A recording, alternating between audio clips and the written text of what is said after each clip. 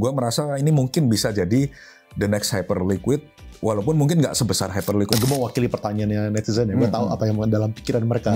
Bang, $55 boleh masuk sekarang nggak? Gue mewakili mereka, bro. Gue udah bilang udah ATH loh sekarang. Sekarang $55 masih tanya boleh masuk apa enggak?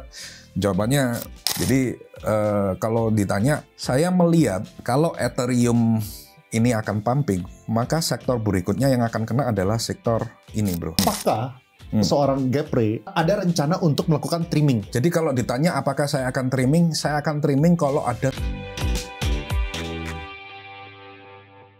Gitu sih. Oke, nih kita move on ke ini beberapa altcoin yang kita pengen discuss ya. Salah satu itu yang cukup dapat banyak sorotan itu adalah Hyperliquid. Yes. Apa pandangan lu tentang Hyperliquid dan apakah lu hold juga? Iya. Jadi fun fact ya, teman-teman bagi yang follower lama saya sama Bis juga udah mention Hyperliquid, bro, waktu acara thrift di Bali. Dan saya udah masuk di situ farming waktu koinnya belum launching. Jadi pertanyaannya apakah saya megang? Saya megang Hyperliquid, bro. Nah, yang menarik kalau teman-teman lihat data ya, boleh lihat yang di sini saya share di atas, bahwa berdasarkan transaksi chain Hyperliquid ini sekarang number one. Bahkan kalau dibandingkan dengan Solana, Ethereum, Tron, BNB, ini Hyperliquid jauh memimpin, bro. Jadi secara fundamental it is very strong. Karena real use case itu baru chain-nya. Dan teman-teman boleh lihat lagi gambar kedua yang saya kirim di sini, bahwa volume perpetual DEX itu mayoritas semuanya dipegang Hyperliquid, bro.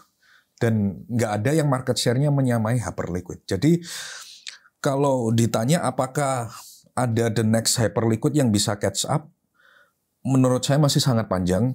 The next contender menurut saya adalah Ethereal. Karena bagusnya Ethereal itu dia punya dari ekosistemnya Ethena, dimana kalau biasanya orang open position futures dia kan bayar funding fee nih.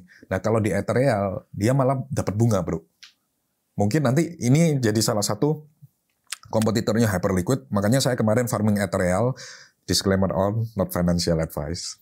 Nanti di mereka all in, bro. Nah, makanya gue farming Ethereal kemarin waktu sebelum launch karena gue merasa ini mungkin bisa jadi the next Hyperliquid, walaupun mungkin nggak sebesar Hyperliquid, setidaknya ada sedikit market share yang diambil oleh Ethereal gitu sih, bro. Gue mau wakili pertanyaannya netizen ya, gue tahu apa yang dalam pikiran mereka. Bang, $55 boleh masuk sekarang nggak? Gue mau wakili mereka, bro. Gue udah bilang udah ATH loh sekarang. Gue udah bilang Ethereal, gue udah bilang Hyperliquid dari sebelum launch malah, bro, udah gue suruh masuk lah. Sekarang $55 masih tanya boleh masuk apa enggak? Jawabannya, kalau lu percaya gini, karena Hyperliquid itu gue melihat target in the long run-nya sekitar 80 sampai 90 USDC, bro. Mungkin di angka segitu gue akan ngelepas barang gue. Kalau in the long run ya. Tapi kalau kalian bukan yang tipe diamond hand, tapi again, saya 95% Bitcoin. Hyperliquid not so many in my portfolio. Jadi kalaupun turun dan lain sebagainya, basically my cost untuk dapat Hyperliquid kan 0, bro, gue farming. Jadi kalau ditanya, saya melihat kalau Ethereum ini akan pumping, maka sektor berikutnya yang akan kena adalah sektor ini, bro, DeFi dan DEX ini. Jadi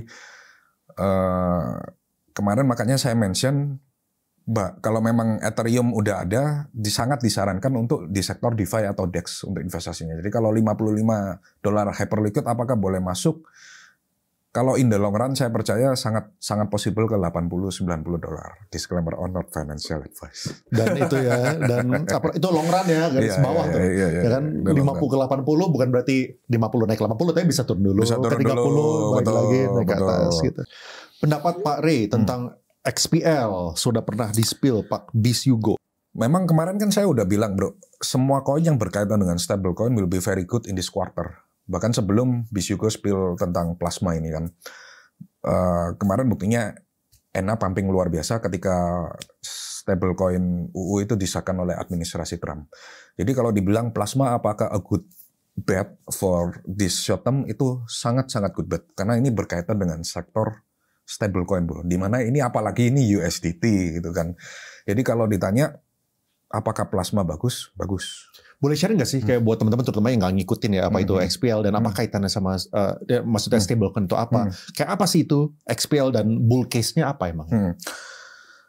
Jadi yang paling gampang lah bahasa paling awam lah, paling awam dia bisa transfer USDT tanpa biaya bro. Main goalnya seperti itu. Dan dia juga bisa yang kedua, yang menurut saya cukup menarik itu EVM compatible. Jadi istilahnya apa? Dengan aplikasi-aplikasi yang sudah berjalan di Ethereum, dia bisa tinggal kopas dijalankan di blockchain-nya Plasma. Itu yang bakal menurut saya bikin DeFi di atas Plasma menarik. Apalagi ini kan juga kemarin kalau nggak salah dapat investasi dari Tether juga, bro. Not financial advice. Not financial advice, ya. Disclaimer. Ya. Tapi menurut saya semua sektor yang berkaitan dengan stablecoin this quarter very good. ENA, MakerDAO, kemudian Plasma. Karena stablecoin will be the main key player in this quarter. Apalagi kemarin bahkan Visa dan Mastercard mulai terancam dengan stablecoin, ya kan? Bahkan mereka sampai ngomong revenue mereka drop gara-gara stablecoin. Kenapa? Karena di luar orang udah pakai stablecoin untuk bayar-bayar, lebih murah bro, dan lebih cepat kan, tanpa perantara. Jadi akhirnya mereka mulai bekerja sama dengan stablecoin Mastercard dan Visa ini. Iya. Boleh spill dong nih, apa namanya top 5 lah altcoinnya bro Gapre nih, apa nih kira-kira nih?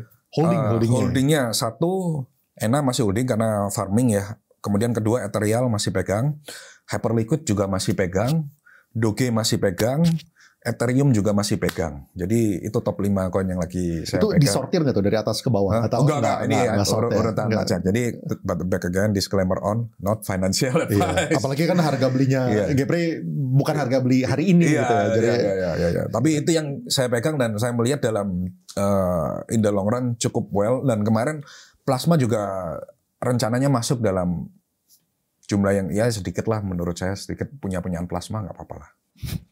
Mau ngomong sedikit ya, tapi sedikitnya Gapre ya. Cukup untuk beli sana gitu. Cukup buat makan, cukup buat jalan-jalan gitu. Pas-pasan ya, pas-pasan. Terus ada yang nanya nih, apa hold emas nggak? Oh, emas. Gold. Enggak, aku nggak hold emas. Karena saya mungkin gini ya, saya orang kripto, saya kebiasaan melihat sesuatu yang volatilitasnya tinggi. Ketika ngeliat something yang volatilitasnya kecil, saya ngantuk bro. Jadi kalau ditanya kenapa saya nggak hold emas, rada bukan menjelekan ya, siapa orang punya preferensi sendiri dong. Nah kalau saya sendiri melihat, saya nggak cocok masuk di emas karena saya basicnya udah dari kripto yang dimana volatilitasnya tinggi, gainnya tinggi, lossnya juga bisa tinggi. Sedangkan emas itu kan lebih ke arah stabil nih. Itu mungkin lebih cocok untuk orang yang usianya udah kepala 4 lah menurut saya. Saya kan masih kepala 2 ya bro ya. Kayaknya kepala 1. Gue kan kepala 1 ya. 17. Jadi gue Bitcoin aja sih kalau gue. Jadi gue nggak pegang emas sih. Oke, ini follow up question kalau kayak gitu. Kalau misalnya bro Gapre adalah bukan orang yang tertarik dengan stabilitas segala macam. Dibandingkan dengan cash position, kayak kira-kira cash, obligasi, deposito, reksadana. Gue nggak pegang sama sekali bro. Sama sekali nggak pegang bro. Gue nggak pegang deposito sama obligasi sama sekali. Karena kembali lagi saya orang kripto bro. Kalau jadi cashnya adalah Bitcoin. Jadi my cash is my Bitcoin. Quote of the day, my cash is my Bitcoin. Karena balik lagi dari orang yang melihat volatilitas tinggi, melihat volatilitas kecil gini ngantuk bro. Jadi nggak terbiasa memegang itu. Tapi kembali lagi setiap orang punya resiko preferensi resiko yang berbeda-beda. Jadi kalau kalian nyaman di bonds, di deposito ya silakan, nothing wrong with that. Tapi kalau saya nyaman di Bitcoin karena I invest in something that I understand. Apalagi aku orang market bro, ya kan. Aku tahu apa yang terjadi di market kripto dengan sangat cepat. Aku punya tim research. Jadi istilahnya kalaupun ada something kita bisa take decision dengan sangat cepat dan istilahnya napak di dunia Bitcoin ini kan udah 11 tahun saya bro. Jadi saya benar-benar comfortable dengan posisi saya di Bitcoin dan nggak mau pindah ke aset kelas lain sih. Berarti bisa dibilang ini di luar dari aset ya, di luar dari properti, di luar dari bisnis gitu. Ya. Bisa dibilang 100% kripto. Berarti. Yes, bisa dibilang begitu.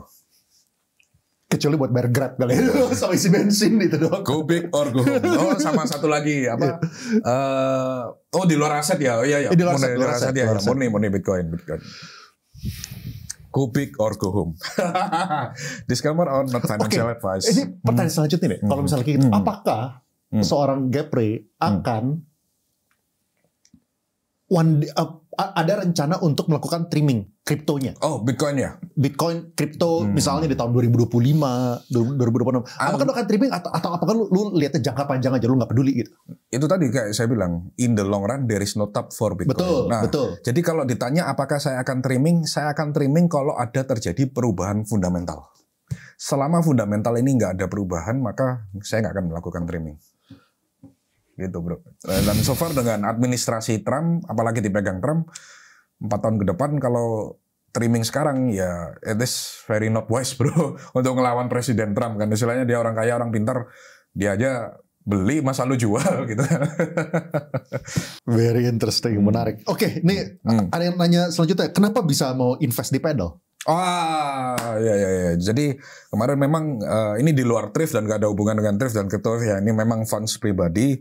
Jadi memang the next goal adalah hidup sehat, bro. Yes, hidup sehat, umur panjang. Kalau punya banyak duit tapi sakit-sakitan gimana menikmati? Nah, makanya kemarin kita meluncurkan Rata Kanan Capital. Namanya Rata Kanan Capital.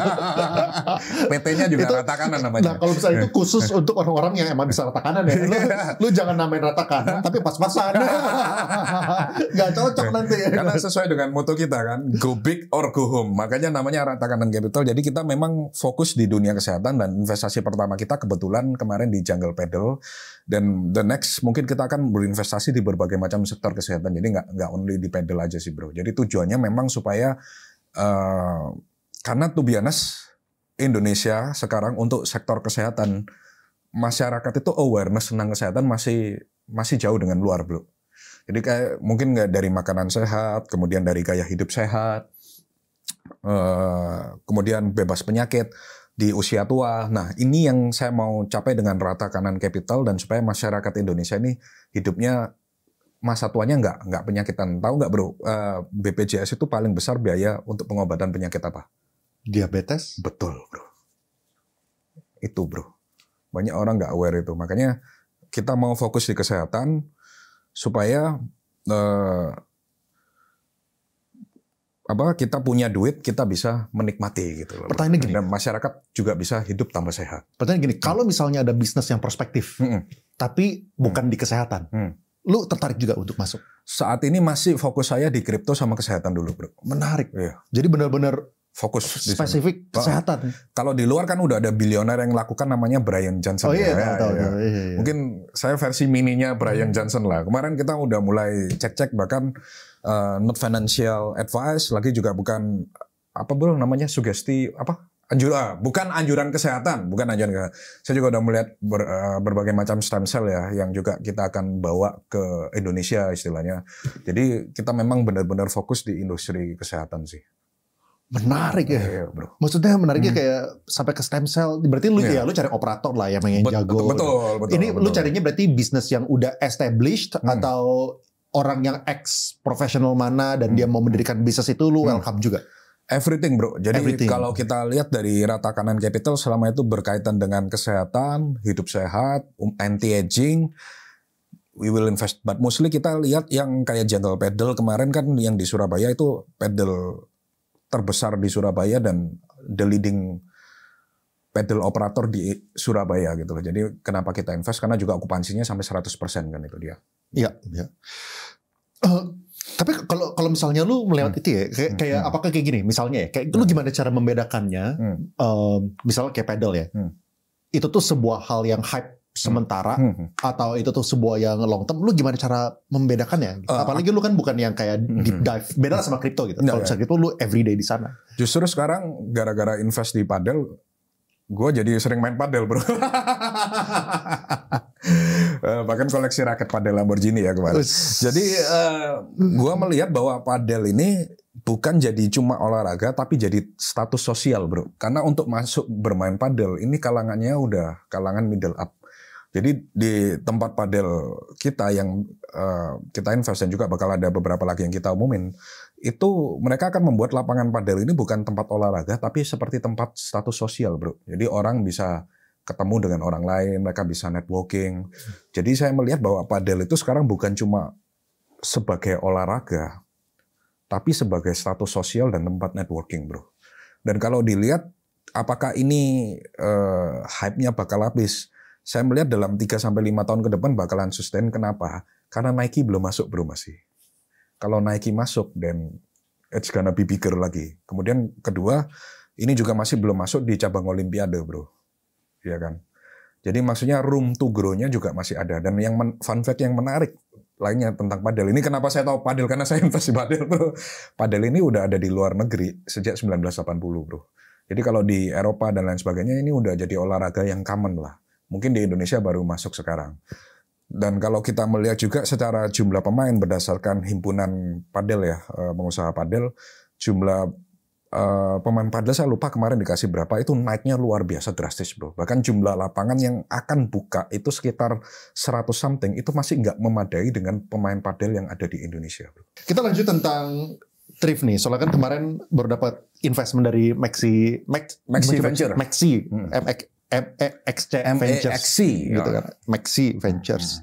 Ini bisa diceritain nggak bro? Kayak prosesnya kayak gimana dan kok bisa lu mendapatkan? Istilahnya gini, aku pernah cerita di beberapa podcast lain itu, saya nggak pernah mau approach visi manapun ya bro. Karena pernah ditolak oleh satu visi kan bro, tahu ceritanya ya. Sejak saat itu aku berjanji, saya nggak akan pernah approach visi manapun kecuali mereka yang datang ke saya. Nah, dari semua visi yang datang, yang punya duit ini bro. Ngomong fair ya. Jadi yang lain kebanyakan belum ready untuk komit sebesar itu ke Thrift. Jadi kenapa kita pilih Maxi? Salah satunya dia juga adalah nomor 2 crypto exchange berdasarkan data CoinGecko atau CoinMarketCap sekarang. Jadi dia exchange terbesar nomor 2 sekarang di luar.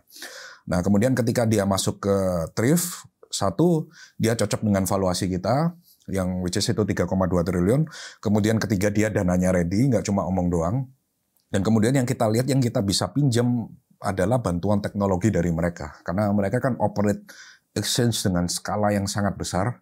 Dan Thrift sendiri juga butuh partner yang bisa membantu teknologi kita untuk scale up ke atas kan. Salah satunya yang paling gampang adalah Thrift saat ini punya sekitar 1040 koin di platform kita. 1040 koin. Dan Maxi itu kalau nggak salah, Maxi Group itu punya sekitar 3000 koin. Nah mungkin itu yang bisa kita bantu untuk kita tambahkan ke dalam Thrift sehingga Thrift nanti punya 3000 koin bro. Dan ini yang saya bilang bahwa kenapa Thrift memilih Maxi, karena selain uang dia istilahnya smart money yang bisa bantu Thrift untuk grow dan lebih besar lagi gitu loh bro. Termasuk Thrift kan juga punya izin untuk melakukan futures kan? Dan kita butuh pengalaman dari istilahnya teknologi dari luar negeri untuk supaya futures kita di Indonesia ini improve gitu loh. Nah ini salah satu alasan kenapa kemarin kita menerima lamaran dari Maxi Ventures. Ya, yang apa namanya, yang lu lebih butuh apanya? Duitnya atau teknologinya? Orang mana sih yang nggak butuh duit? Iya. Being realistis. Nggak. Tapi kalau duit doang biasanya nggak kita ambil sih bro. Tapi kita melihat bahwa Maxi Ventures ini datang bukan cuma duit, tapi it's a smart money gitu loh. Jadi itu alasan kenapa kita terima, dan dia juga punya visi yang sama bahwa Thrift mau jadi the biggest exchange in Indonesia, itu visi kita saat ini. Mereka itu tuh akan act sebagai passive investor atau passive investor. Mereka pasif. Karena majority share-nya masih di kita, bro. Iya. Jadi mereka passive invest. Tapi masih bisa ada transfer of inilah pasti. Transfer of knowledge dan teknologi, dan itu yang mahal, bro. Itu yang mahal. Karena orang nggak tahu bahwa mengoperasikan exchange itu kayak aku pernah share di podcast bro sebelumnya. It's not easy loh to operate an exchange. Mungkin ngelihat Thrift selama 10 tahun sistem kita battle tested dan berbagai macam, itu pengalaman yang sangat luar biasa mahal. Kalau yang orang baru coba bikin exchange, trial dan errornya saya yakin mahal sekali bro. Makanya dengan adanya transfer teknologi mungkin untuk dari koin-koin yang istilahnya baru, kemudian untuk teknologi futuresnya, ini kan kita istilahnya mendapatkan guru yang proper gitu loh bro. Iya.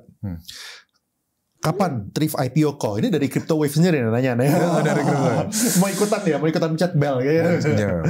Ya baru dapat duit bro, belum butuh IPO dulu sih. Tapi apa menurut lo ada interest ke arah sana? Kalau interest selama itu bisa membuat Thrift lebih besar, lebih baik pasti. Tapi kalau selama itu tidak ada benefitnya untuk Thrift, maka enggak sih. Iya. Terus yang ini sesuai dengan yang nanya sebelumnya, lu kan juga invest di aplikasi CryptoWave kan. Boleh jelasin nggak ini aplikasi apa? Oke, jadi CryptoWave Media ini adalah aplikasi media kripto nomor 1 sekarang di Indonesia dengan jumlah pengguna terbanyak, dengan traffic terbesar juga di Indonesia. Mungkin yang follow saya tahu bahwa aplikasi CryptoWave Media ini trafficnya cuma kalah sama Twitter di Indonesia. Jadi dengan media-media tradisional lainnya, CryptoWave jauh di atas itu, bahkan cuma kalah oleh Twitter. Jadi di dalam CryptoWave itu ada apa? Ada news 24 jam dan semuanya related to crypto, financial. Kemudian ada courses atau kelas ya. Tapi kelasnya gratis, nggak bayar guys. Bayarnya pakai doa. Tadi dibilang gue jualan kelas. Itu kelas gratis, benar-benar from beginner to how to invest in crypto, psychological trading, terus tadi pajak kripto, dan lain sebagainya. Kemudian yang ketiga dari CryptoWave ada yang namanya research. Jadi di research ini kayak analis-analis thrift dan CryptoWave kan jumlahnya beberapa. Juga kita bekerja sama dengan analis dari Bloomberg Singapura namanya Mr. Kevin. Dia juga yang bantu-bantu kita. Dia 25 years in financial market. Kita publish secara berkala research mengenai Bitcoin, Ethereum, juga beberapa altcoin lainnya. Gratis. Nah, itu menarik kan? Kenapa lu bikinnya gratis gitu? Maksudnya ekspektasinya apa? Ujung-ujungnya kan kalau misalnya berbisnis, yang namanya berbisnis kan harus ada income untuk membayar operationalnya kan? Udah kaya aja bro. Balik ke topik. Karena udah saya bilang berkali-kali ya, it's not about money lagi di level sekarang, tapi it's about legacy, apa yang ditinggalkan. Jadi nanti ketika Gabriel Ray ini tidak ada, masih ber-20-an loh padahal. Udah masih 21 ya gue.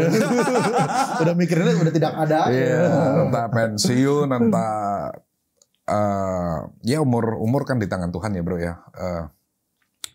Apa yang dikenang dari ini? Nah, salah satu karyanya adalah CryptoWave dan Thrift ini sih bro. Jadi membagikan edukasi secara gratis untuk meningkatkan literasi kripto di Indonesia. Wah, itu bro. Terus apa dong pandangan lo tentang teman-teman yang jual kelas? Ya nggak masalah, terserah. Kan mereka punya visi dan misi mereka sendiri masing-masing. Saya punya visi dan misi sendiri. Saya juga punya visi dan misi saya sendiri. Jadi ya nggak ada salahnya. Karena sebagai contoh kemarin yang juga baru partner dengan Thrift kan, dia juga lebih ke arah scalper kan. Untuk itu ya bagi yang mau ikut kelas juga nggak masalah kan. Kalau di CryptoWave juga teman-teman bisa membandingkan sendiri juga antara CryptoWave dengan kelas-kelas lainnya. Kalau teman-teman lebih nyaman di kelas lainnya ya nggak ada masalah. Pasti selalu ada marketnya sih. Ya, bongkar dong sisi nakal exchange. Nggak ada sih kalau di Indo. Nggak ada. Anak baik-baik semua kita. Nggak ada karena kita regulated, beda sama yang nggak punya regulator sih. Karena kalau regulated, nah ini yang teman-teman harus tahu bahwa ketika regulated semua itu dipantau bro. Perdagangannya, penyimpanannya, perputaran dananya, semua dipantau. Nah gimana mau nakalnya coba. Beda kalau sama exchange luar atau exchange nakal yang nggak punya izin. Mereka mau nakal ya nggak ada yang negor bro. Di kita nakal dikit udah ditelepon, udah ditegur. Ntar kalau nggak dipatuhin keluar surat, ya kan? Nah jadi kalau ditanya sisi nakalnya apa ya nggak ada. Kita semua anak baik-baik di sini. Ini gue pernah tanya lu sebelumnya, tapi gue pengen tanya lagi soalnya ini kita udah ada gap antara podcast sebelumnya sama sekarang. Di Thrift kan usernya banyak, ya. Kira-kira boleh kasih tips nggak sih kayak apa yang membedakan antara teman-teman yang cuan di market dan yang tidak gitu in general ya? Kalau sekarang ya dari jumlah pengguna Thrift yang hampir 4 juta, kemarin kan saya selalu bilang yang disiplin take profit itu mayoritas yang bertahan. Kedua yang saya melihat sekarang ya bro ya, orang yang berani untuk masuk bro. Jadi istilahnya nggak kebanyakan gue boleh masuk gak, gue boleh ini waktunya masuk gak? Mereka masuk ya masuk aja bro. Bodoh amat kan. Ya, dan itu dengan yang terjadi dengan user-user baru Thrift. Dan surprisingly ketika mereka memilih coin yang mereka yakin di sektor itu, mereka punya conviction, mereka profit loh bro. Dan juga yang berikutnya adalah mereka yang berani, again this is not for everyone ya. Aku lihat yang kemarin cukup growth profitnya cukup besar itu mereka yang berani nyentuh futures bro. Ya karena di Thrift kan memang ada futures. Mungkin ya jangan semua ditaruh di futures ya. Saya nggak merekomendasi semua taruh futures. Mungkin bisa 10-20% itu diputar di futures kalau kalian punya conviction besar, misalnya Bitcoin akan naik ke sini, ataupun bahkan tadi barusan ada yang mention saya untung 1000% dari WorldCoin, bro.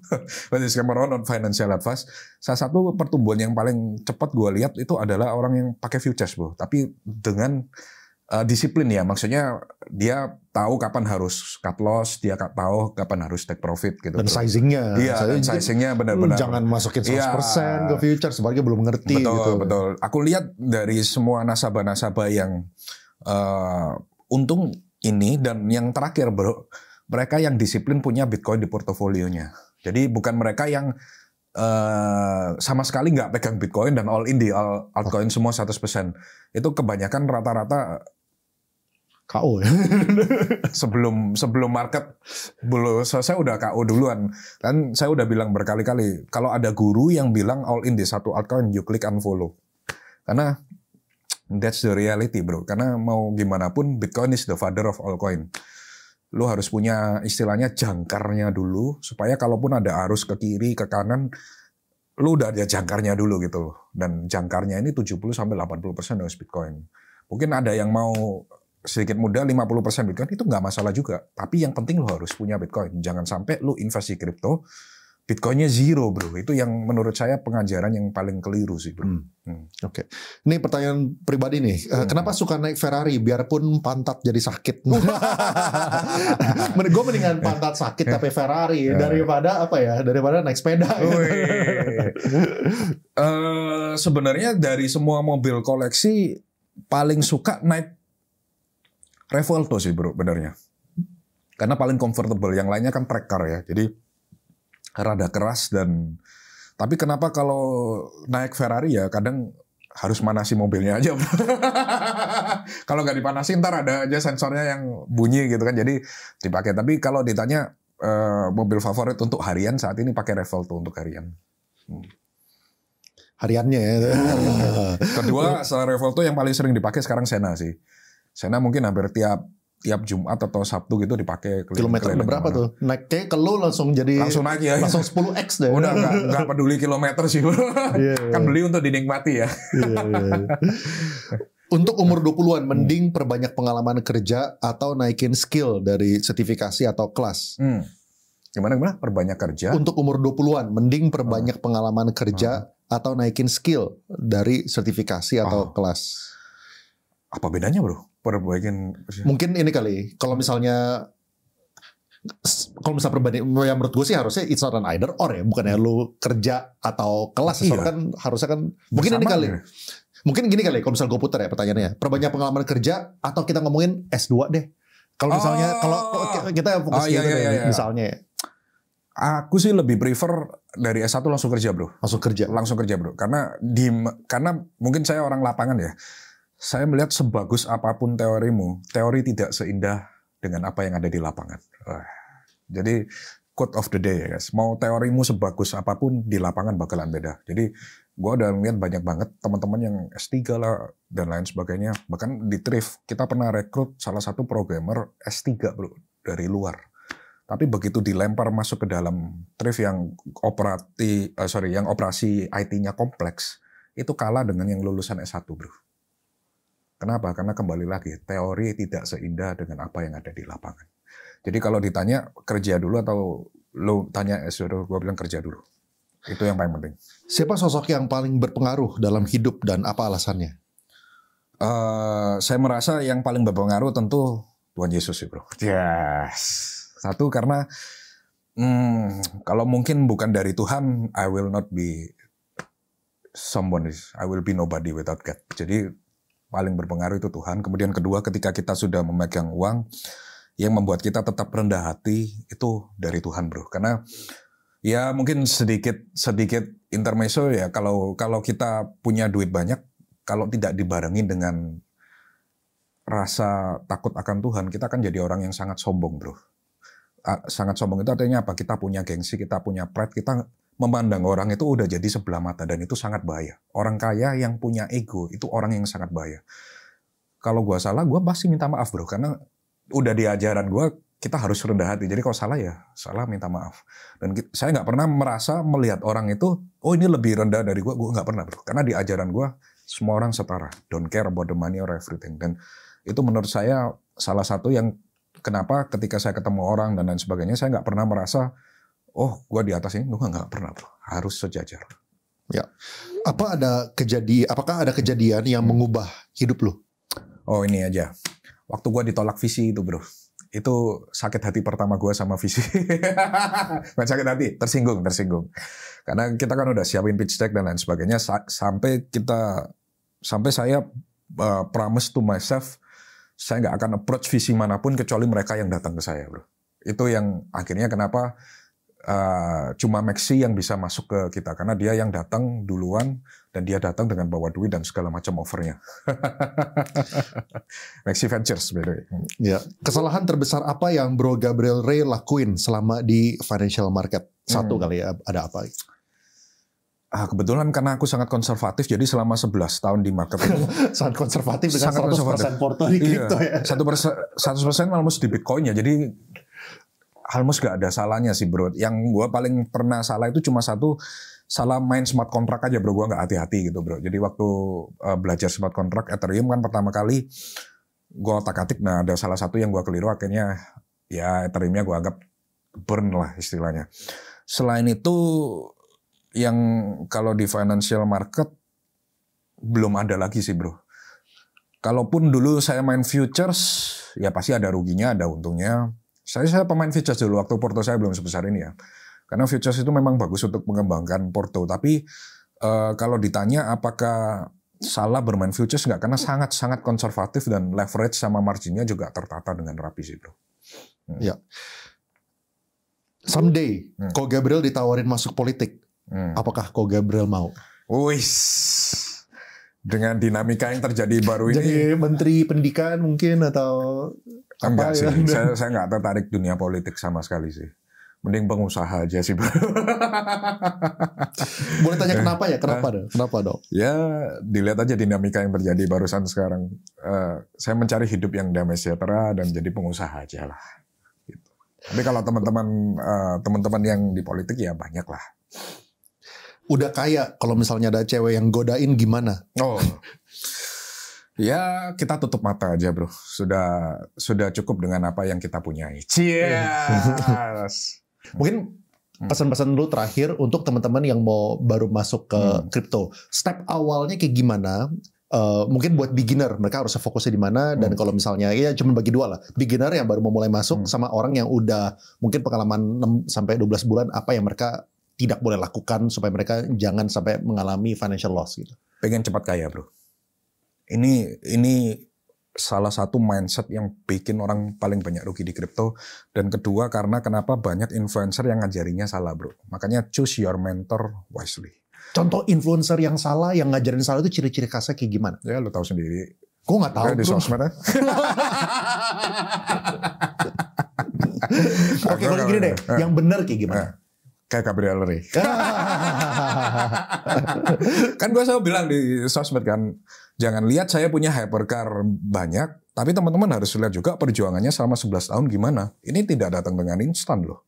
Dan kripto bukan jalan cepat kaya. Bahkan kemarin di waktu saya ngisi seminar kan saya juga bilang, salah satu mindset yang bikin orang rugi di kripto itu adalah mindset pengen cepat kaya. Jadi akhirnya apa? Ketika mindsetnya cepat kaya, menganalisa sebuah koin, menganalisa market, komposisi portonya itu acak-acakan semua bro. Jadi advice saya kalau mau masuk ke kripto, jauhi mindset pengen cepat kaya. Kalau sesuatu ada yang mengajari pengen cepat kaya, you klik unfollow segera. Jadi kripto ini adalah proses learning non-stop loh. Bahkan saya yang 11 tahun di market aja, saya masih terus belajar ada yang baru apa, ya kan. Teknologi-teknologi baru, kemudian adapt marketnya gimana. Jadi crypto is a never ending learning process. Jadi jangan yang kedua, jangan pernah berhenti untuk belajar di dunia kripto kalau mau sukses. Gue punya satu pertanyaan lagi deh. Ya, buat orang-orang yang mau mulai investasi di kripto ya, menurut lo ya, apakah mereka harus udah di tahap di mana mereka udah tidak punya hutang? Maksudnya udah nggak ada cicilan KPR, udah nggak ada cicilan mobil, atau kalau misalnya mereka masih ada cicilan, mereka udah boleh DCA. Boleh bro, di Bitcoin. Boleh. Kalau menurut saya bukan financial advisor ya, tapi back again basic saya pengusaha, jadi saya sangat paham betul apa itu utang KPR dan lain sebagainya, apalagi papa saya kan dari real estate. Nomor satu, hutang itu kalau bisa segera dilunasi dulu bro, supaya budget kita ini bisa bertambah besar pelurunya. Kalau caranya dengan apa ya, kita dengan melakukan berbagai usaha sampingan lah. Sekarang freelance gampang banget lah dapatnya, apalagi di era digital sekarang. Nah, kalau nunggu hutang ini lunas, baru lu invest, ya kapan portonya bertumbuh bro. Jadi yang benar adalah budget untuk KPR dan lain sebagainya ini didulukan dulu. Karena nama lu nggak boleh sampai kena blacklist. Kalau kena blacklist repot sekali. Ini didahulukan, lalu sisanya invest. Baru sisanya kalau ada untuk self reward, tapi kalau bisa ditunda kan. Tapi tetap harus ada, mungkin Gen Z zaman sekarang kan harus ada self reward tapi dalam batas yang wajar bro. Jangan mungkin tiap minggu pengen hura-hura, pengen seneng-seneng, tiap seminggu 2 kali hura-hura seneng-seneng. Kalau dulu zaman kita milenial bro, didikan kita kan didikan VOC ya bro. Di zamannya didikan Belanda kita ini. Kayaknya ikutan ngerasain pakai sabuk ini ya. Sabuk pinggang. Gua dulu nggak mau nggak kerja, sabuk bapak gua keluar bro, cetak gini, ayo kerja, wah gitu bro, saking kerasnya kan. Jadi didikan kita itu nggak ada self reward dulu. Jadi waktu gua ngerintis ya bro, bangun kerja tidur, bangun lagi kerja lagi bro, nggak ada party, nggak ada social life. Jadi benar-benar dulu itu seperti itu. Nah kalau teman-teman ngeliat saya sekarang networking, kenapa saya nyata ya udah melewati tahap itu. Tapi ketika teman-teman baru di tahap itu ya mungkin self reward itu kalau bisa ditunda dulu, budgetnya dialokasikan ke investasi bro. Dan kalau masih muda, saya pernah ngomong, be as aggressive as you can while you are young. Jadi istilahnya apa? Kalau masih muda, pilihlah aset dengan resiko yang paling besar. Karena kamu masih muda bro. Jadi apa aset dengan return dan resiko paling besar saat ini? Itu Bitcoin. Jadi kalau ditanya, yang cocok untuk usia muda, saya sarankan Bitcoin. Dan tentu kalau ada utang dan lain sebagainya, setelah membayar hutang tersebut, boleh itu disisihkan untuk Bitcoin. Thank you so much, brother, for your time. Appreciate it. Bungkus. Okay.